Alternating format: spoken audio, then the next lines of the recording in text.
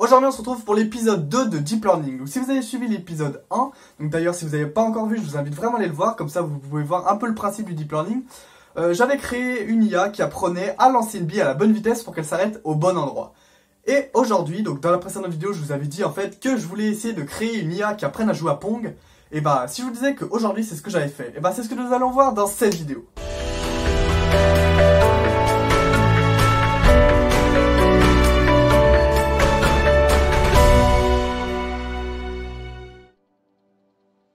Je vais éviter de rentrer dans les détails trop techniques, histoire de pas trop vous perdre, et puis surtout, que ça fera sûrement l'objet d'une prochaine vidéo. Donc n'hésitez pas d'ailleurs à me dire ce que vous en pensez dans les commentaires, si vous voulez un tuto, etc. Donc du coup, comment ça fonctionne? Dans la précédente vidéo, avec l'IA qui apprenait à lancer la bille à la bonne vitesse, nous avions un réseau de neurones avec une entrée et une sortie. Aujourd'hui, c'est un petit peu plus compliqué, on va avoir 5 entrées et une sortie. Donc les entrées, c'est respectivement la position horizontale et verticale de notre bille, la position horizontale de la raquette qui est en bas, la raquette de l'IA, et ensuite la direction horizontale et verticale de notre balle. Avec tout ça, ça va faire un réseau de neurones qui va ressembler à ça, et on va avoir en sortie, en gros, un nombre entre -1 et 1. Si c'est plus petit que 0, donc si c'est négatif, tout simplement, on va aller à droite, et si c'est plus grand que 0, on va aller à gauche. Et avec ça, l'IA va pouvoir apprendre au fur et à mesure à se déplacer pour pouvoir renvoyer la balle. Comme pour l'autre fois, j'ai utilisé un algorithme génétique qui va nous permettre de sélectionner les meilleurs et pouvoir se recalquer en gros sur les meilleurs et va pouvoir toujours améliorer. Et donc comme vous pouvez le voir, je vais vous lancer une petite vidéo pour vous montrer en fait j'ai filmé un peu le résultat. Donc au début c'est n'importe quoi, c'est normal, hein, comme tout le deep learning, il faut s'entraîner et ça prend du temps. Donc on va dire les 50 premières générations, c'est pas tip top. Mais au bout de là, entre 50 et 60, on commence vraiment à avoir une grosse évolution. Et on commence à renvoyer pas mal de balles et on sent qu'il y a quand même quelque chose derrière.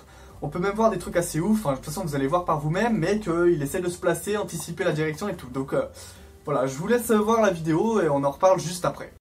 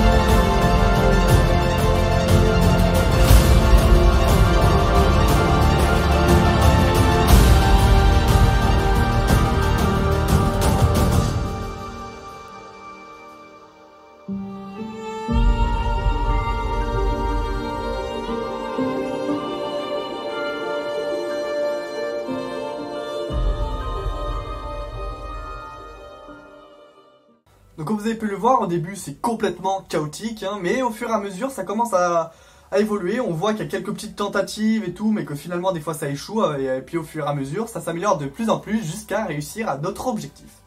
Qu'est-ce que c'est? La suite, ça va être de créer une deuxième IA indépendante qui va jouer contre lui.